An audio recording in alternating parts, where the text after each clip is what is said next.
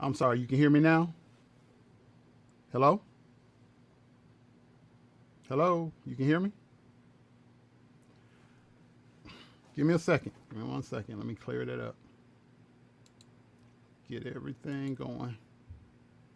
Ah, got you. You can hear me now?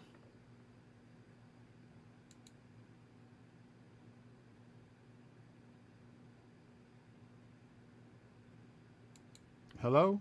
Hello? Can you hear me? Testing. Hello.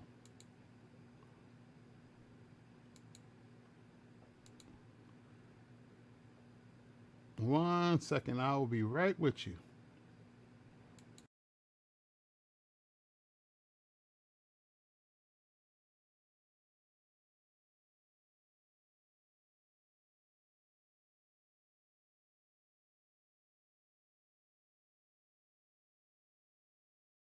A minute. Okay. All right. All righty. Can you hear me now? Hello?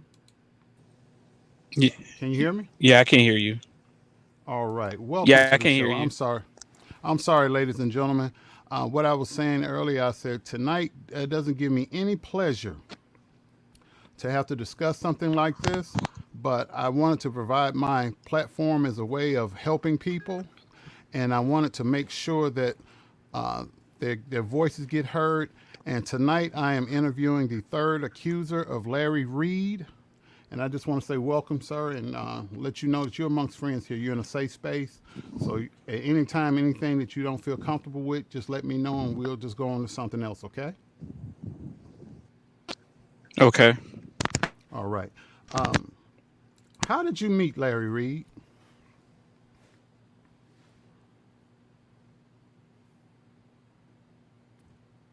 How did you come about meeting him?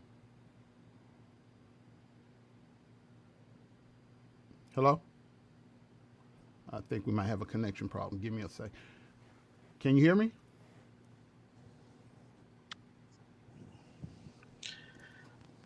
Can you hear me?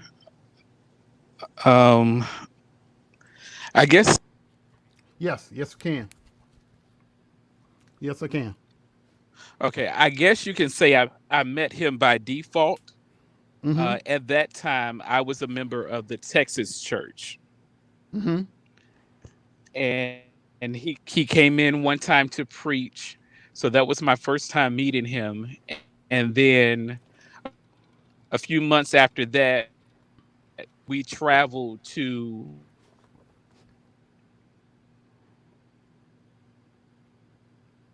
Hello? Hello?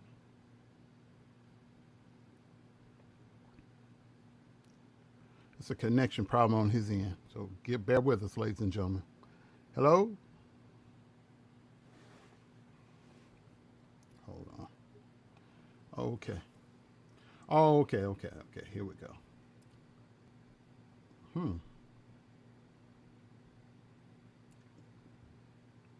Hello? Hello? Hold on 1 second. Go out. If you can hear me, go out and come back in. Can you hear me? Hello?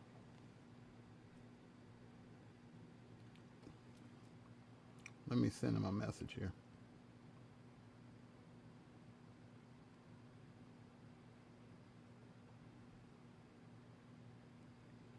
1 second. He's coming back in and just had a little connection problem. But this is the third accuser. I want to make it clear while I'm waiting on him to come back in. He's close friends with the second accuser, and he's going to come in and tell his story. I'm not going to tell you I'm going to let him speak for himself. So I don't want anybody to think I'm out here leading him into saying what I want him to say. He's going to tell you his story, what happened between him and Larry Reid during the time when he was a member of the church, from the time he met Larry Reid until the time that he stopped being a part of that church. Okay, let's see. All right. Can you hear me now? Hello? Hello? Hello? Yeah, I can hear you. Okay, good, good. Now go ahead and tell them how you met Larry Reid and around what time. Can you hear me? Anything? Yes, yes.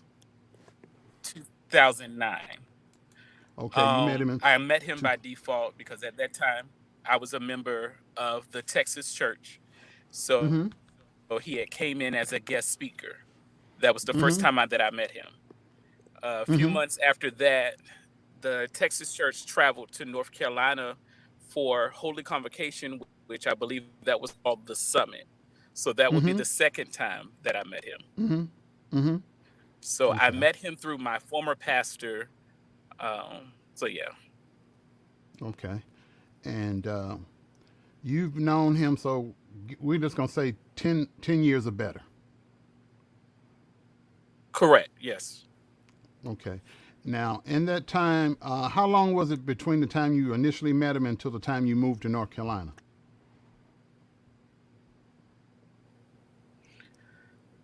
I think it was the following year. It was a time frame of months Mm-hmm. though.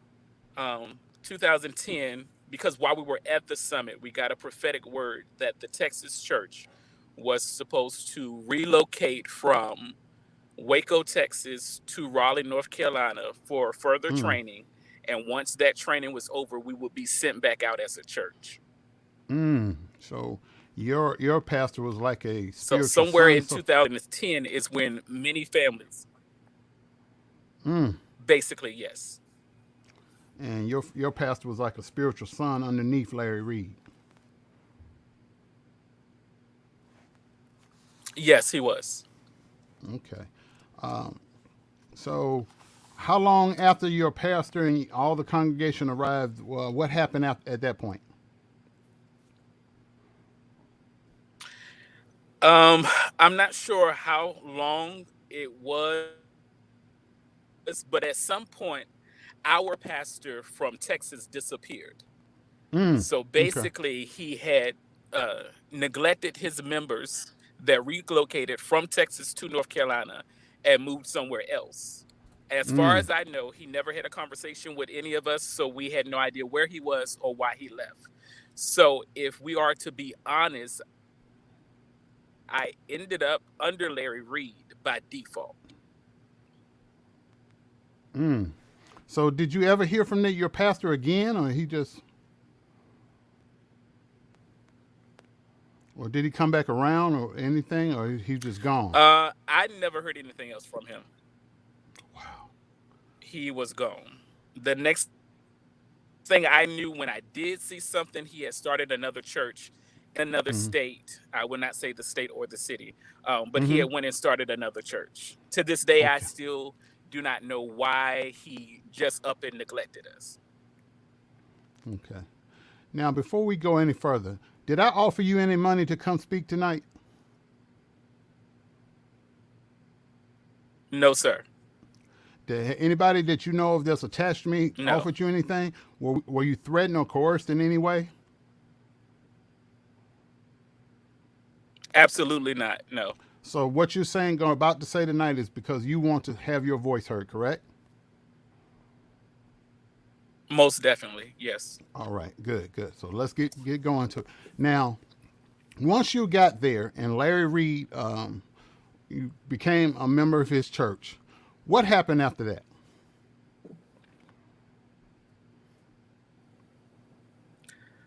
Well, I kind of bounced around from different members' houses.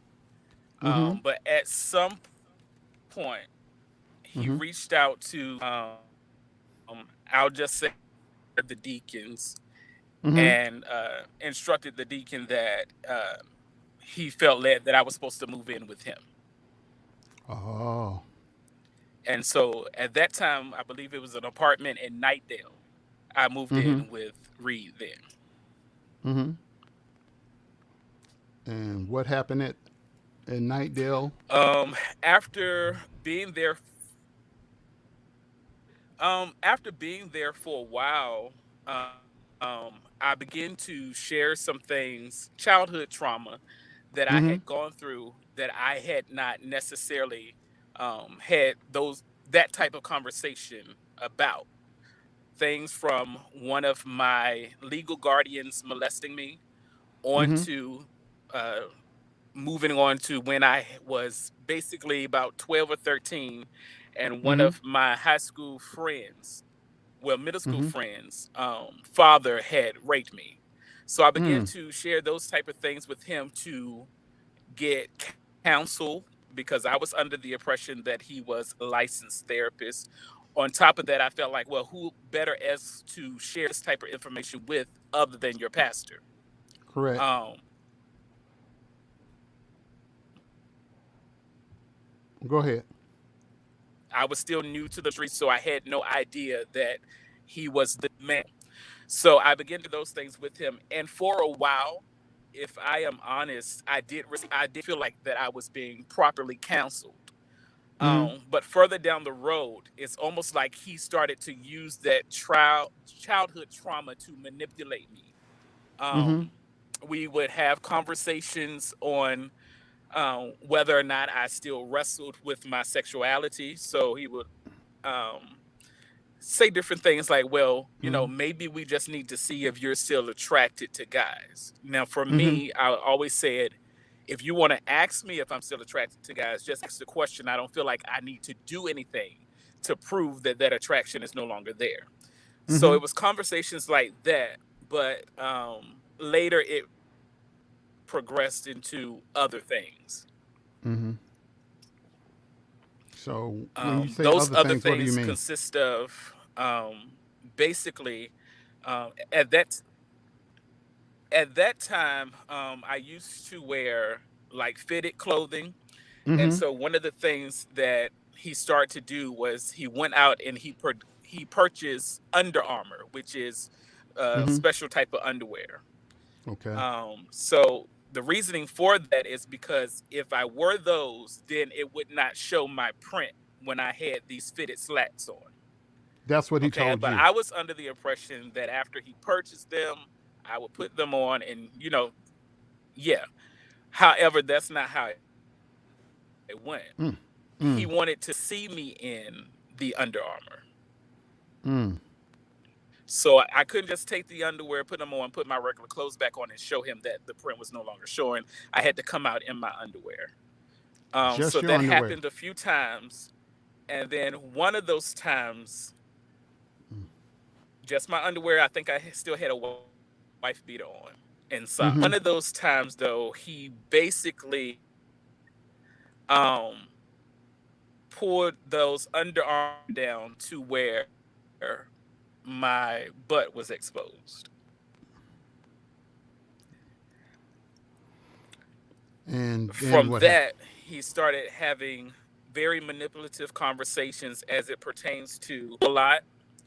And so he would say certain things like, well, I still have issues with my flesh, and you don't want me going out on the road and doing something with somebody else that wouldn't keep my secret or wouldn't expose me. You don't want your leader exposed, do you? So that went on for a while. And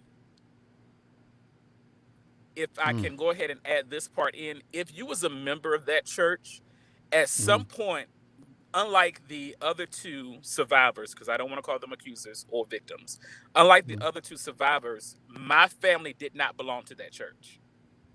Mm. So being that my family did not belong to that church, I pretty much had to cut my family off. Or what? And why is that? So there was no one else to run to or to talk to, nowhere to escape. I just had to deal with it. Um, it was just something that you had to sacrifice if you was a part of that church. That was from Even if Larry. someone died, most of the times you wasn't allowed to go to the funeral. However, that I'm sorry. No, I'm saying you said that was Larry's rule. That was his rule. Did you no Yeah, it outside was like an communication? unspoken rule, but you knew. Mm. No, no. I also remember a time where when I lived in the house, I think I called my mom or something, and he got upset because I was talking to my mom in his house. So it was little controlling things like that.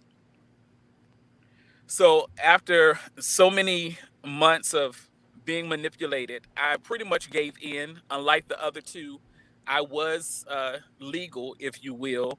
However, I was still a young adult, still trying to find my way, all that other type of stuff. So Mm-hmm. I ended up giving into the manipulation and the control. It only Mm-hmm. happened a few times. So you did have And sex then with Larry. after I refused to allow that to happen again, I did. But the moment that I decided I didn't want to do that anymore, and I basically explained to him that this is not supposed to be happening, you're pretty much doing to me the very same thing that my legal guardian did to me, and you're supposed to be my pastor and my spiritual father. Mm-hmm. He pretty much got upset.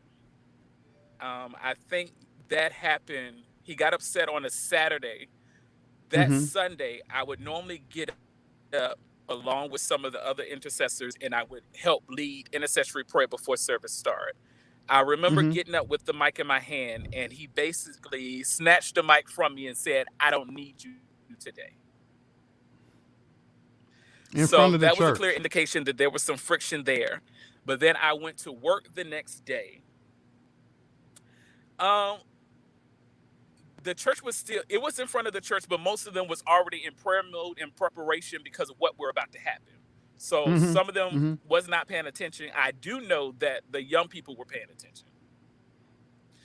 Okay, so I went to work the next morning. I had to be at work at 5 o'clock. My lunch break Mm-hmm. wasn't until one something. So when I went to my locker, I pretty much had a text message from one of his assistants when I opened my phone, basically Mm-hmm. saying, "Hey, Apostle said that you were moving. Do you want me to start packing some of your stuff?" I was completely confused because I didn't mention anything about moving. Mm-hmm. So then, a little while after that, another text message came through, and it was basically from Larry saying Mm-hmm. that I was being excommunicated from the church and the school, and for me to contact my grandparents for them to come get me. Wow. So, in that one day, because all of my connections in North Carolina was to that church. So, if I'm being excommunicated, I can't go live with someone else from the church. None of them are allowed to deal with me. So, I lost my job in that day. I lost my my position within the school that the church Yeah. had, Mm-hmm. and I pretty much lost everything. So I had to relocate. Now, you were working in the school, and how much were you Now, paid to? years later, I found out. Oh, I'm almost ashamed to say this. I was one of the teachers at the school. I taught Mm-hmm. K4, K5, but they was all in one same room. Mm-hmm. And with me, I was only paid literally $100 a month. And I was told that I couldn't be more because I lived in his house and I didn't have any other type of need. So Mm. I can't live off $100 a month. So I had to go and, of course, get a part-time job. The first job was Right. at Dollar Tree. That was not too far from the house.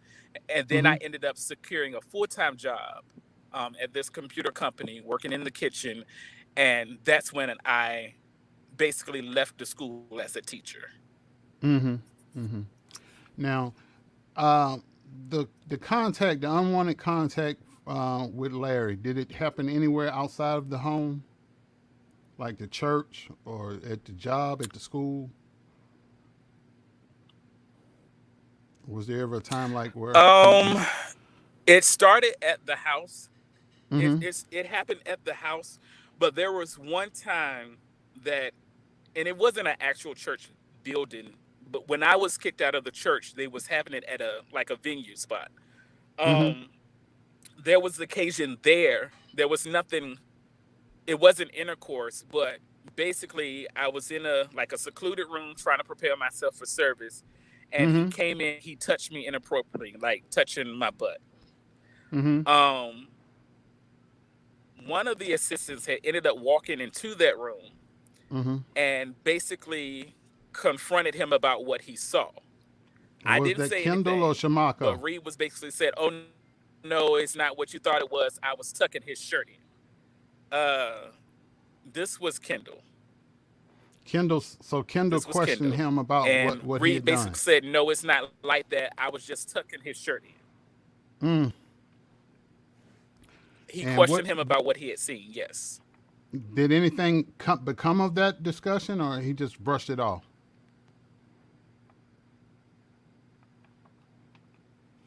that was just brushed off. He never questioned me about what happened. I never heard anything else about it. Okay. Now, as far as Larry and the way he manipulates people, how was he able to be so effective, in your opinion, with you, manipulating you? Because you were a little older than the other accusers. With me, I was older, but there was a father wound. Mm-hmm. And at first, Mm. he tried to play the role of this spiritual father who Mm-hmm. cared and wanted me to be whole. And so that caused me to trust him more with things that were confidential, Mm-hmm. things that I had hidden from my own family. So I think Mm-hmm. that's how he was able to, um, if you will, put me under his spell or have me under his control. Mm-hmm. Now, was his wife present in the home when all of this was going on?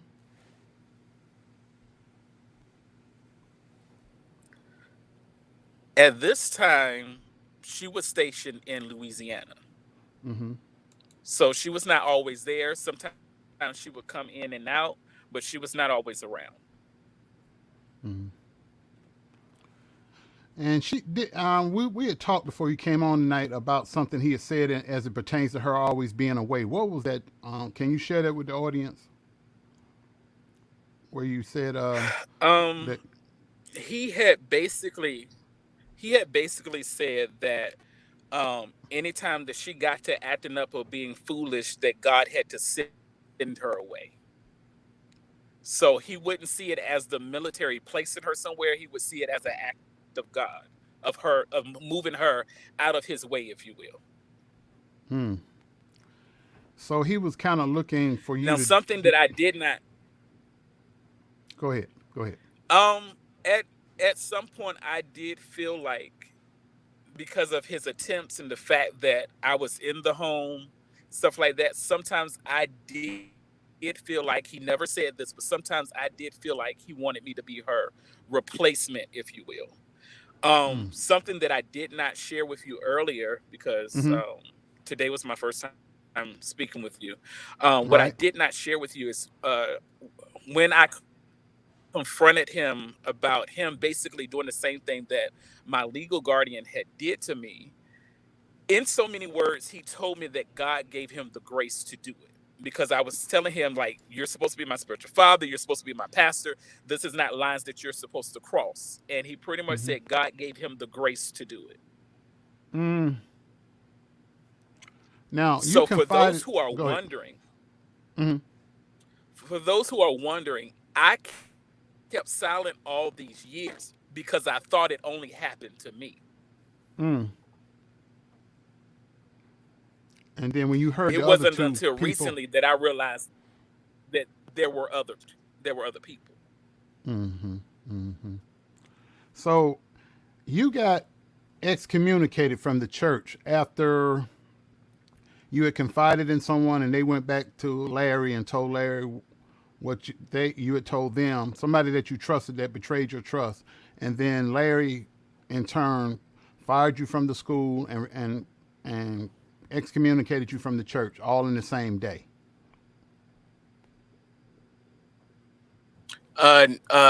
No. Yes, I was excommunicated and fired and all that stuff in the same day, but I was not excommunicated because that person went back and told. I didn't tell that person what happened to me until after I was excommunicated. Okay, okay, okay, gotcha, Then gotcha. they went back and disclosed that information. Mm. So I had So, already been kicked out, which is why I shared that information with that person. mm, okay. Okay. Okay. Oh my gosh, this is horrible. Sorry this happened to you. Um, and nobody else that was in the church tried to help you or talk to you about it. You just was kicked out, and they were told that you were leaving, but you were actually kicked out. Yeah, no one tried to help me or talk to me. As a matter of fact, when I came home from work that day to Mm-hmm. pack up the things that I could for me to leave out of the house, no Mm-hmm. one in the house even spoke to me. I believe the women that lived there, they were at work, so they were not home. Mm-hmm. But the two assistants that were there, they did not even speak to me. Mm. So I basically just packed my stuff, waited for my uncle to pull up, loaded my stuff into his Mercedes, and then he took me to meet my grandparents. So after that, I was not able to talk with anyone from the church, Mm. not even my godson, who was still a member of that church. I was not able to talk to him for years, maybe up until like a year or so ago that I reconnected with my godson. Mm. In your And go ahead. that's when I also found out that they had basically told the young people that I decided to leave to be with my family, Mm-hmm. which was not the truth. I was excommunicated. Now, in I your didn't leave on opinion, my own. I was put out. yeah, in your opinion, how many other men or boys do you think that Larry has allegedly been with that you're aware of, besides yourself and the other two survivors? Whew.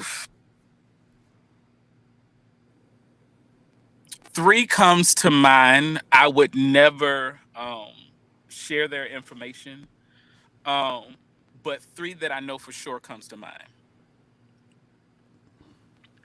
And I'm pretty sure that there are more, but those are people that, probably came to the church and left the church or was put out of the church before I got there. Because like Mm-hmm. I said, I thought I was the only one, and then years later I find out that there's other people.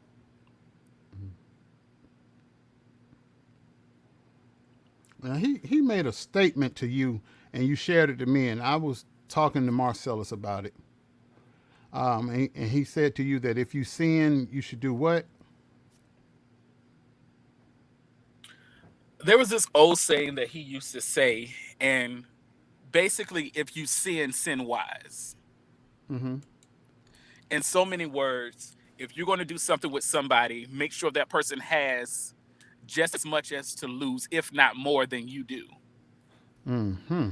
So, looking back now in hindsight, I feel like when it came to the people that he did prey upon, because at this Mm-hmm. point, if it has happened to multiple people, you are a predator. I feel like he was selecting people who had some type of father wound or childhood trauma. And also, I feel like he thought he did it with people that would never, ever speak on it. Mm-hmm. For years, I kept silent and I suffered in silence until I started going to a therapist. And I said nothing because I was like, okay, he's still somebody's father. He's still somebody's husband. He's still somebody's pastor. And Mm-hmm. then I get a random message one day recently and said, Mm-hmm. hey, bro, I'm praying for you because I know what he did to you too. Mm. Now, my heart immediately started to beat because I know I had only shared that with two of the people that used to be a part of the church, and I knew they did not say anything. So I Mm-hmm. asked the person, how did you know?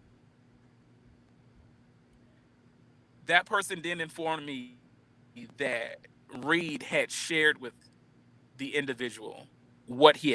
So this whole time I'm covering him and trying not to expose it, yet you're running your mouth telling other people that you slept with me.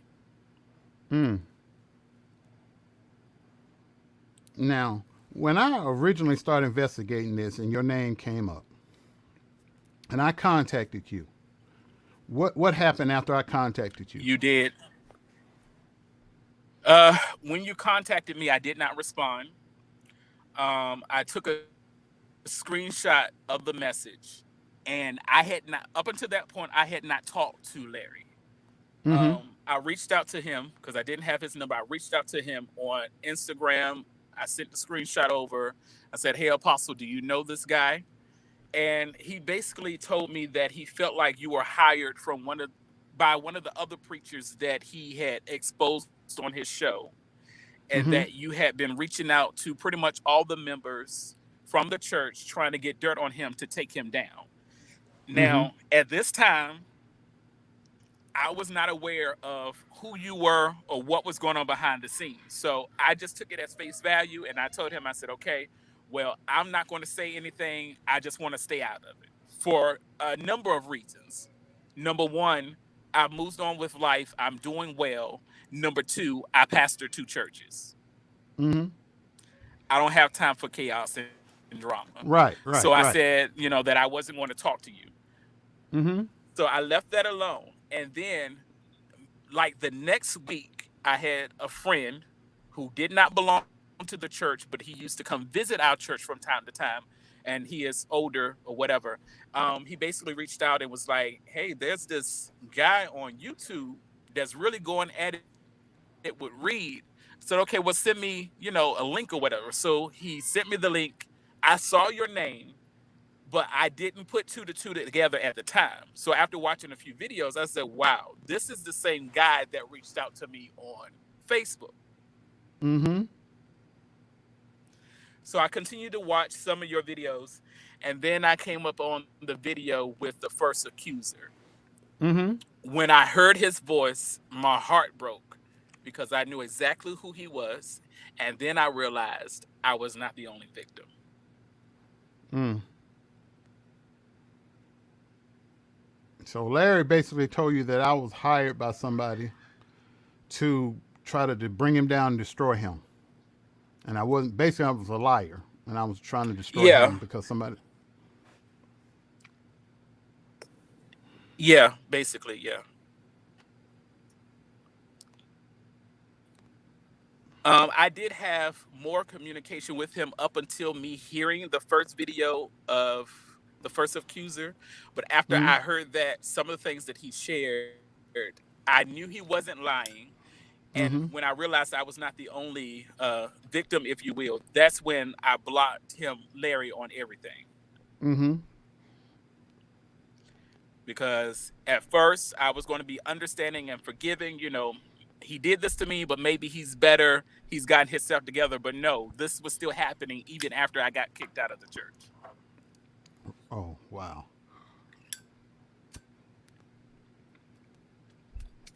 So did he ever apologize?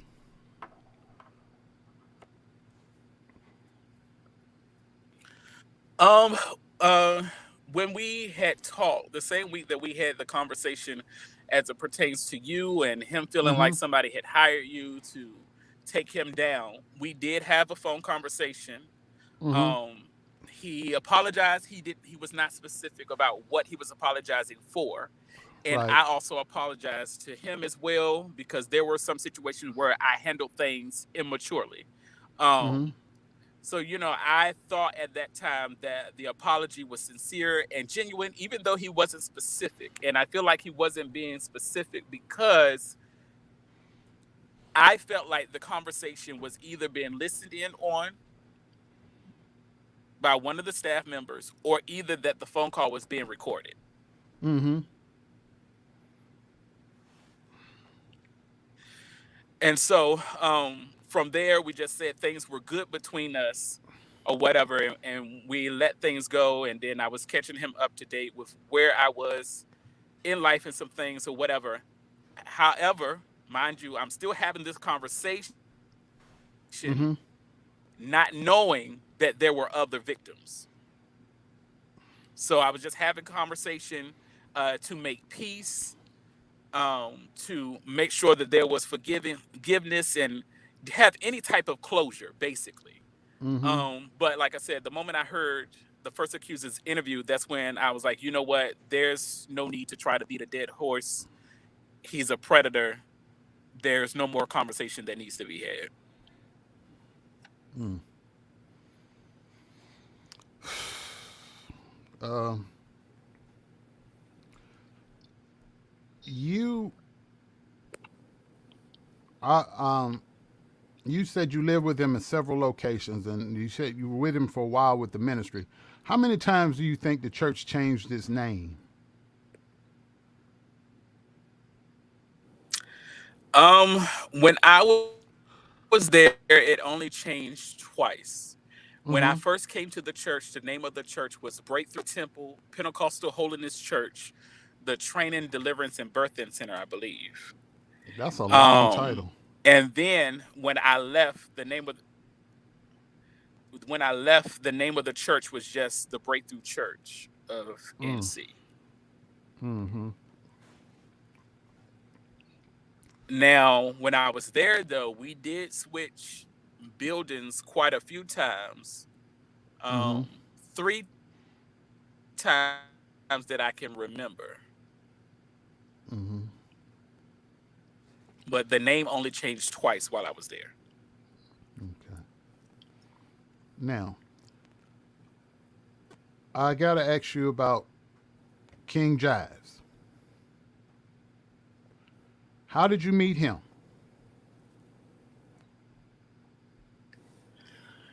I've been friends with Jives for a while, and we were closer than what we are now. Um, and there was also, some details that I had disclosed to him, and he Mm-hmm. wanted to do an interview. But back then, I was not in the mind frame or the Mm-hmm. mental health that I'm in now to do that Right. interview.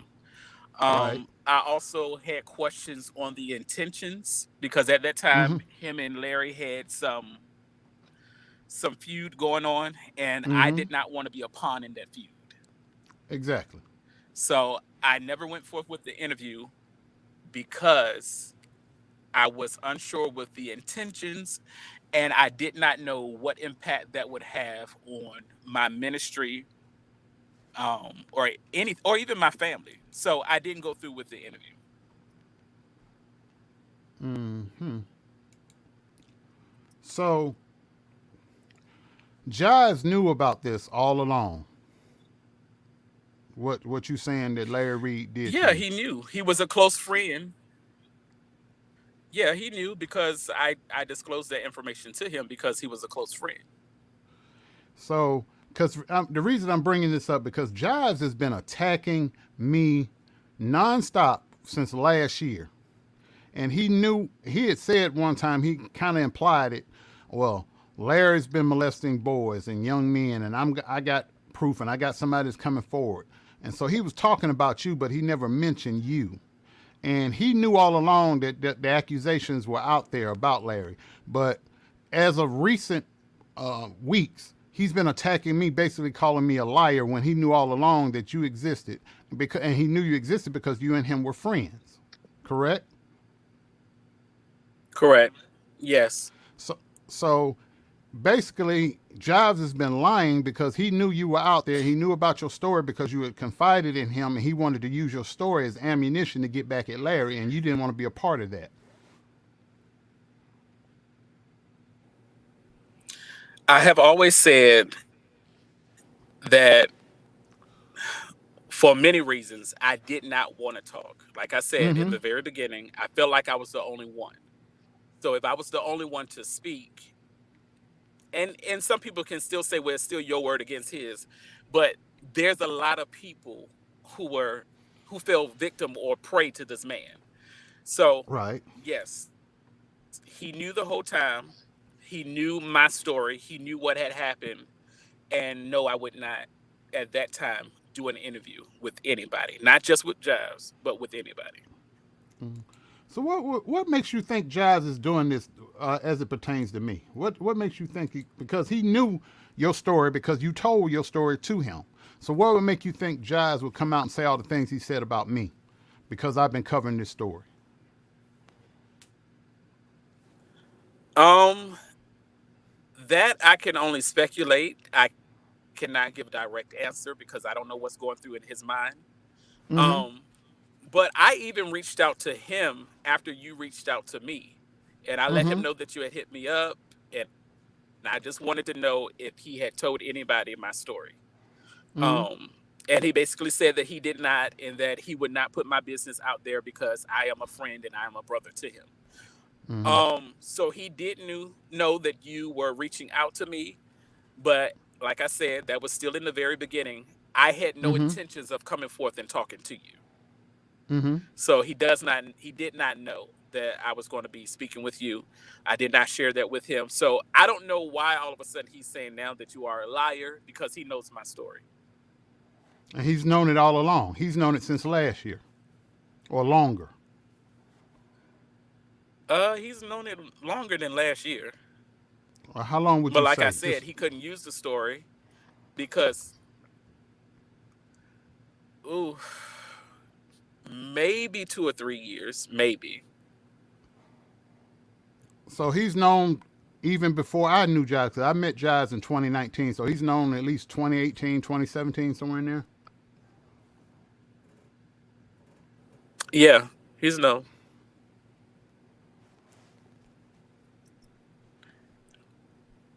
Mm. But at that time, we were under the impression that I was the only one. So if I Mm-hmm. wouldn't come forth to share my story, he couldn't do it. So that's why he got upset because you decided you didn't want you never agreed to come on the screen and talk like you're talking to me now with him. I'm assuming that's why he got upset with you. Yeah, because I never agreed. Like I said, I can only assume because I don't know for sure because I have not asked. Mm.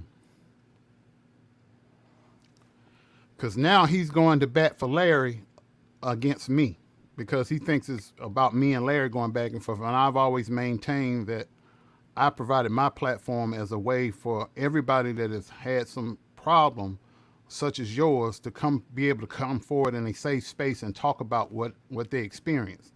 And but now I just find it Wait, so he's taking up hypocritical. for Larry now? Yes, against me I because thought him and yes, Larry had bad blood. we all did until recently because him and Larry's Yeah, I sidekick, don't know. I yeah, don't know we what's all going did. on with that. Yeah, because I have no idea. he's going to bat for Larry now, attacking me. He's going to bat I as we don't know speak. what that is about. I have no idea. Hmm. Well, that's what's going on because he's all of a sudden formed this alliance with Larry again, and he's been coming at me ever since I've been breaking these stories on social media. He's been going at me, going at me, going at me. Hmm. Now he's speaking good terms again with Larry and Larry's sidekick, Conscious TV. They're all just back and forth every other day. One of them or all of them are making videos every day. Well, if that is the case, maybe you should be prepared for more heat because I'm having a conversation with you that I would not have with him on his platform. So, I think I'm prepared for that. I'm pretty sure that's going to happen. I'm prepared for it because the truth has to get out. Um, I wanted you to have your opportunity to be heard in a safe environment where I gave you my word I wouldn't use your story as ammunition to go after Larry Reid. I just wanted you to tell what happened in your own words, and that's it. And no hidden agendas. You tell your story, I listen, and that's it. Oh, I'm gonna get Larry. I got the goods on Larry. That was not my intention. That's not my motivation. It never has been and never will be. Um, I'm just really sorry that for somebody to claim that they were your friend,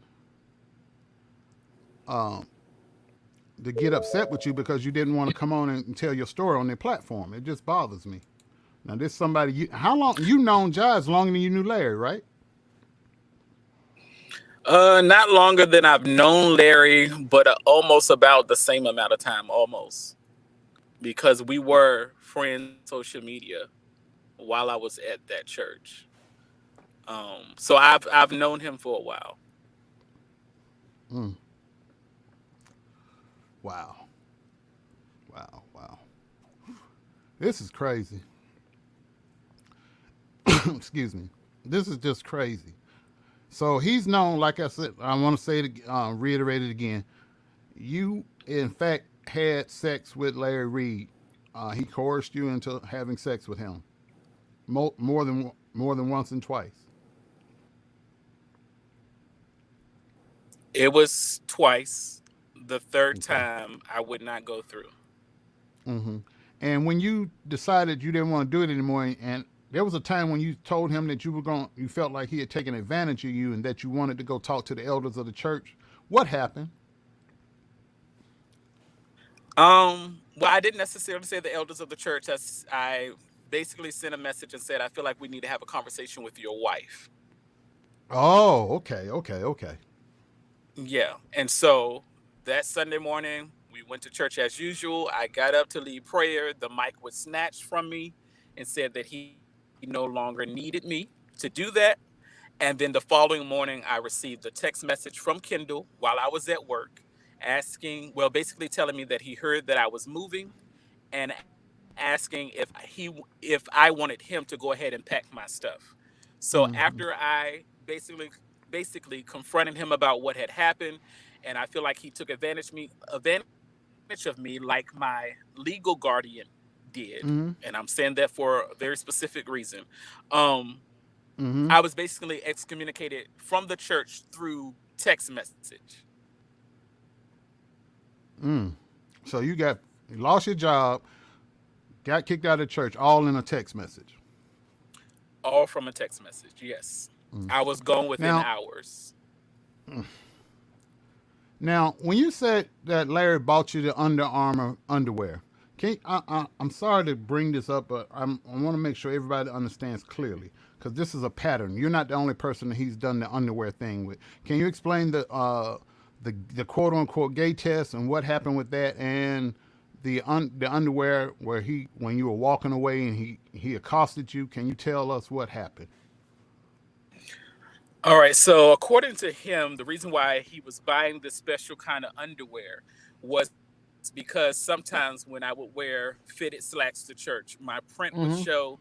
And as a minister, that was inappropriate. So, he bought these underwear for me to put on that would hide my print. Mm-hmm. Like I said, I thought that I would just take the underwear, put on my regular clothes, come down and show that my print was not showing. That's not how he wanted me to do it. I had to Mm-hmm. go into his bathroom, change into the underwear, come back out with the underwear on, no pants, Mm-hmm. and he would basically look to see if he could see the print. One Mm-hmm. particular time when I was walking away to go back into the bathroom to change, he basically pulled the Under Armour down, Mm-hmm. put me on his bed, and put his face in my tail. Hold on. Hold on. He did what? He pulled the underwear down, he put me on his bed, and put his face in my tail. From that moment, that's when he started having the conversation. Well, maybe we should just do something to see if you're still attracted to guys. The first time that he made any type of sexual advancement, it was not penetration. It was him putting Mm-hmm. his face in my tail.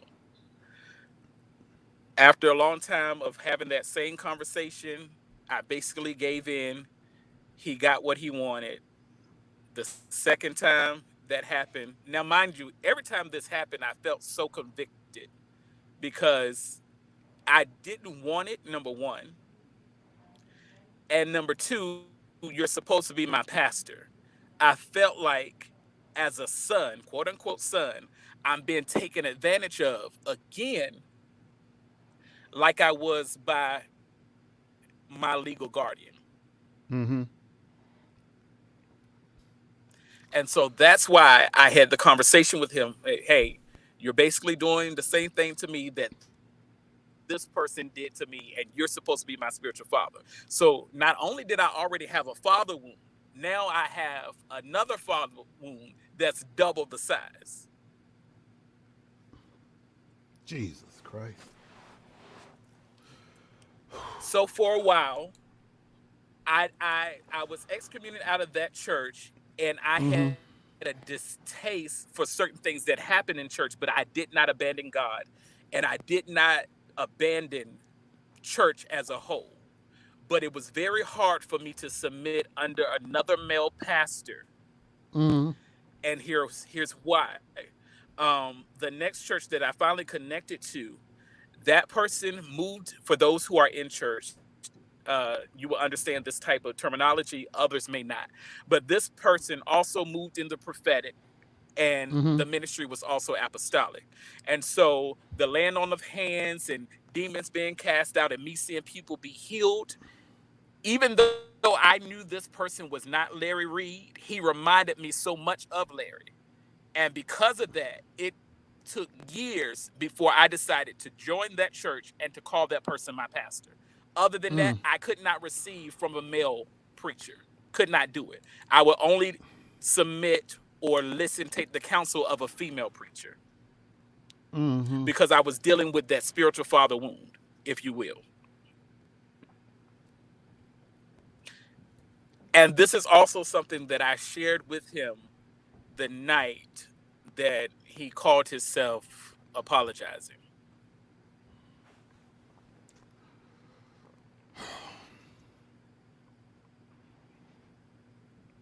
So now, I'm. unlike the other accusers or the other survivors, I am in ministry. However, Mm-hmm.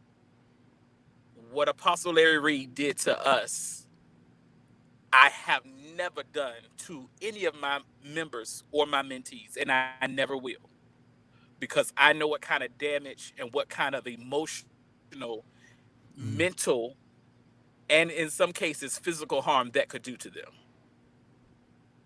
Right. Right.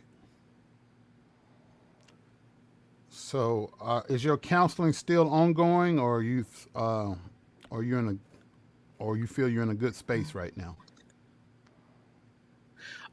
Counsel is still ongoing, but Thank God. I'm seeing him for other reasons other than this. Right. I understand. And it's under his counsel and his advice on why certain things is not being discussed in this conversation. I got you. I got you. I understand. I understand. But things are a lot worse than what I shared. I know. I know. And I gave you my word that it will stay confidential, and it's going to stay that way with me. Yes, sir. Hmm. Um. When you became a pastor yourself, did you get the Hmm. counseling before you became a pastor, or was after, or at the same time? Because you got a lot on you, and as a pastor, you have a heavy mantle on your shoulders anyway. But that combined with what you've been through, that's a lot to carry on somebody, and you're not even close to my age. Okay, well, based on how I was raised, Mm-hmm. we we stay busy. We work through whatever we're going through. So no, I did not start seeing a therapist until after I started pastoring. And I Okay. started pastoring, the first church started in 2005. But I did not start seeing a therapist until after that. And the reason why I started going to the therapist was because I was still grieving the loss of my grandfather. Mm-hmm. Um, and through that grief counseling, that's when I began to open up about the situation with Larry Reid. And so, yeah, that's how I ended up there. So initially, Mm-hmm. it was not because of this, it's because I was having a hard time with dealing with the fact that my grandfather was gone. Mm-hmm. Mm-hmm. Mm-hmm. And so, does anybody in your close, immediate family know what happened, or they still don't know? There are two that know. Mm-hmm. But I would never. Well, if they hear this now, they know my voice, because my name and none of that stuff has been said.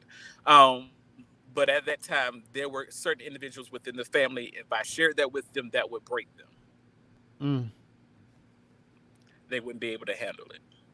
Mm-hmm. One in particular, because when she did meet Larry, she did not like him. She felt like something was off about him. But Mm-hmm. at that time, he hadn't revealed his true colors, so I just overlooked it. Mm. And it takes you to be in that church for years before your eyes is open up to be like, yo, there's something different about this church. Mm. Because you don't see none of that at the surface level. Mm-hmm. So even though this happened to me, Mm-hmm. um, there were some things that I did learn in that church before this event. Mm. However, at this point, the bad just outweighed the good. Right. I have to applaud you and the other survivors, because even though you told your stories and they're very traumatic, the three of you have the resolve that you're going to bounce back and you're not going to let this break you. And I commend all of you for that. Defeat isn't an option for me. Mm. And for anyone who may hear this interview and wonder why it took us so long to talk about this, is because none of us knew that the other person existed. Number one, or the trauma that happened to each other, that part existed. Right. But Right. also, number two, when you're under the leadership of someone who constantly hounds, um, the saying, if you're gonna sin, sin wise, and then for those who used to follow his show, because people that knew I was a part of the church, they would Mm-hmm. send me like links to some of his videos where he's saying things like, well, if anybody ever come forth and say that I did anything, I'm basically going to deny it.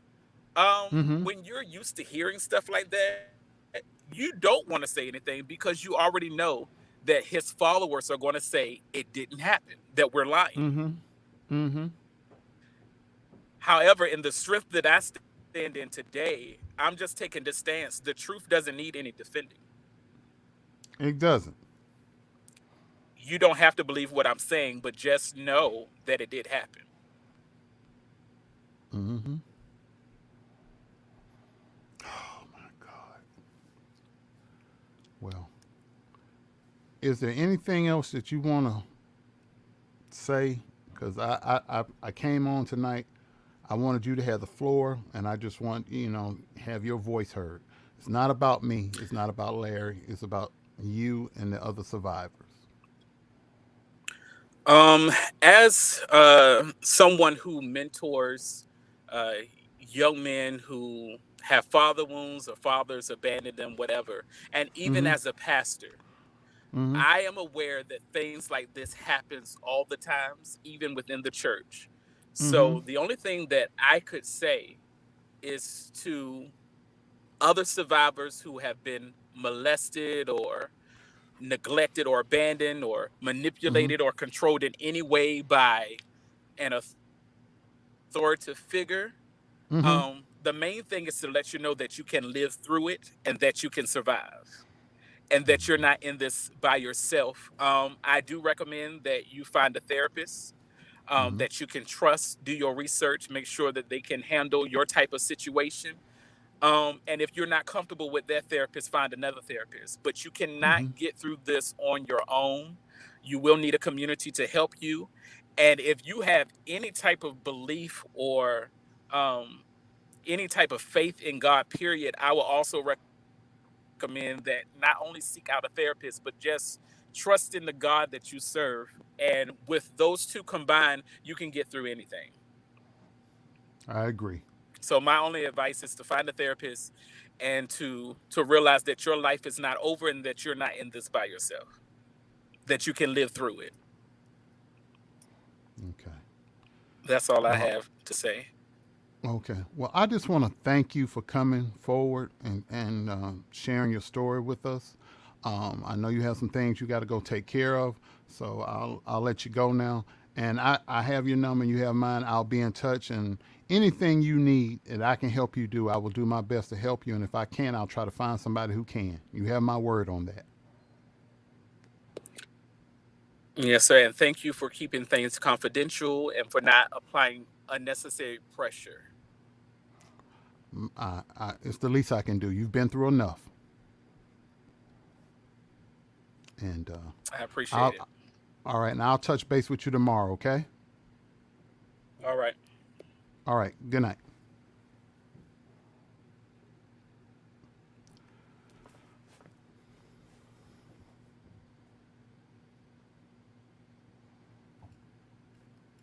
Not one, not two. Now there are 3 accusers that have come forward to discuss what happened to them at the hands of Larry Reid. They've all said they haven't been paid anything. They haven't been coerced or threatened or harassed in any way. They came to tell their story in a safe place, and I provided a safe place for them to do that. For those of you that are here with me now, please, if you haven't done so already, please click like and share. Thank you to the 1,050 of you that are here with me right now on my platforms. Thank you. Thank you to everybody that's sent cash apps, words of encouragement, texts, emails, phone calls. I appreciate it all, because this is very stressful, not only for the people that went through it, but for me having to hear it and then bring it to you and let them talk on my platform. Just keep me in your prayers, man. That's I'm being honest. Just keep me in your prayers. This is one of the main reasons why Larry Reid is suing me, because I provided these accusers a platform that was safe for them to come and tell their story. This is what he's suing me about. This. Jives, you knew for over 3 years that this man existed. And you knew his story because he confided in you. But for whatever reason, and we've discussed what we think are the reasons here tonight, you are now siding with the person that he's accusing to come after me and make videos about me, calling me a liar, when you are the one who knew all along that what he was saying was the truth.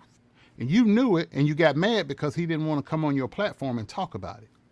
But he came to my platform because he knew I would not use his story to go back at Larry Reid. I let him tell his story with no judgments, no preconceived notions, no hidden agendas. You wanted to use his story as ammunition. I do not. You knew he was telling the truth. You knew he existed. He was your friend. You turned your back on your friend to be on Larry's side, as Larry and all of his people, including you, were coming at me. Shame on you. Shame on you. Shame on you. But anyway, in about 25 minutes, 9:30 Eastern Standard Time, Mad Church Disease and myself will do an after party right back here in about 25 minutes. We're going to be back, and all the stuff we didn't talk about, during the interview, we're going to offer our commentary, our opinions, which is our right under the United States Constitution. We have a right to discuss what we want to discuss and say what we think and feel based on what we've heard. 9:30, come back and join us. Mad Church Disease and the Cigar Vlogger right here. Don't be late. Thank you for coming. Please click like and share on your way out.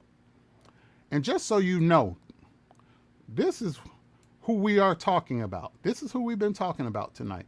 This man right here who said this. I understand if a pastor, leader, teacher ends up sleeping with a student or however. I understand that can get sticky. I get all of that. The situation that I've been in, as a pastor, as a mentor, I'm not proud of those situations, and I would never tell you. And if it ever came out, I probably would deny it. I ain't gonna say no lie. I'll see you at 9:30.